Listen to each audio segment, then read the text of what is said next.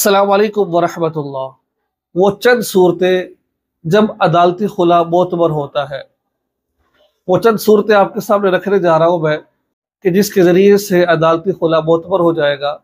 इसके अलावा अगर अदालती खुला होगा तो अदालती खुला मोतबर नहीं होगा। पहले नंबर पर तो आप ये बात समझिए, अदालती खुला होता क्या है। खुला कहते किससे है? खुला का ताल्लुक शरीयत के साथ है। शरीयत ने इजाज़त दे रखी है, अगर कोई बीवी अपने शोहर के साथ नहीं रहना चाहती है, वो अपना हक महर माफ़ कर दे और उससे कह दे भाई मुझे खुला दे दो, तो शोहर कहता है ठीक है मैं खुला आपको दे देता हूँ, तलाक दे देता हूँ, लेकिन इसके बदले में जो मैंने हक महर दिया तो मुझे वापस कर दो। बीवी कहते ठीक है, तो इसको कहते हैं खुला। ठीक है। और हमारे पाकिस्तान में, एशिया के अंदर, पाकिस्तान हिंदुस्तान में ऐसा होता है कि शोहर बीवी को तलाक नहीं देता है, जुल्म कर रहा होता है, तलाक नहीं देता है। अब बीवी मजबूरन खुला ले लेती है और शोहर इसलिए काम कर रहा होता है ताकि मैं हक महर से बच जाऊं, तो ये खुला है।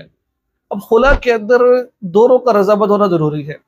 जो अदालती खुला होता है उसमें ये होता है कि भाई औरत की तरफ से वो यानी कि दायर किया गया है केस, अब अदालत ने शोहर को बुलाया है तो शोहर नहीं आया, उसके बाद कागजात भेजे, उसने साइन नहीं किए, तो फिर जो अदालत है वो फैसला कर देती है भाई ये खुला हो गया है। हत्ता कि वो खुला नहीं होता है, बल्कि ऐसा भी होता है कि घर बैठे बैठे मर्द को पता ही नहीं होता है और 3 तलाकें भी हो जाती है, उसको पता ही नहीं होता खुला हो गया है, और वो औरत आगे शादी कर लेती है, तो लिहाजा ये खुला मोतबर भी नहीं होता। इसमें कुछ तफसील है, इस पर मैं नहीं जाना चाहता। बहरहाल मैं ये बताना चाहता हूँ कि वो कौन कौन सा खुला मोतबर है जब वो खुला लिया जाए।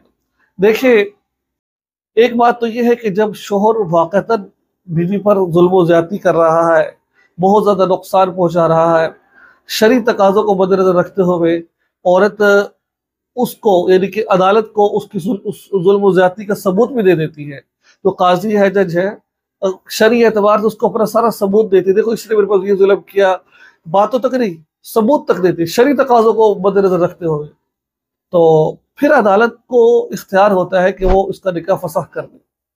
उस वक्त औरत अदालत को इख्तियार होता है जब औरत इस बात को साबित कर दे वाक़तन ये जुल्म कर, और जुल्म कौन सा है जिसको शरीयत ने कहा कि ये जुल्म है।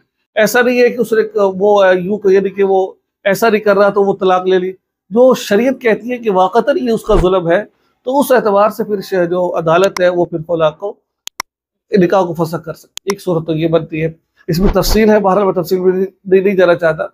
नंबर 2, बाज़ दफ़ा ऐसा होता है कि शोहर तलाक दे देता है और तलाक देकर वो मुकर जाता है, और बीवी को इस बात का यकीन होता है कि इसने मुझे तलाक दे दी है, इसने मुझे छोड़ दिया है, इसने मुझे, वो मान नहीं रहा है, लेकिन बीवी को यकीन है।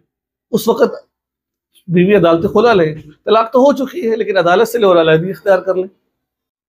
इस तरीके से तलाक की बायना हो जाती है।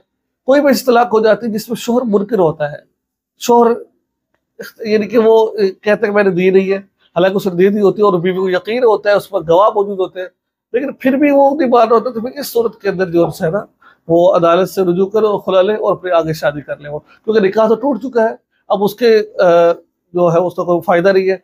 अब शरई तकाज़ो तो ऐसा नहीं है कि वो निकाह तो पहले टूट चुका है, अब कानूनी एतबार से वो पेपर ले और आगे शादी कर ले, इसमें कोई हर्ज की बात नहीं है। तो ये चंद सूरतें बनती जिसमें अदालती खुला मोतबर होता है, इसके अलावा अदालती खुला मोतबर नहीं होता है।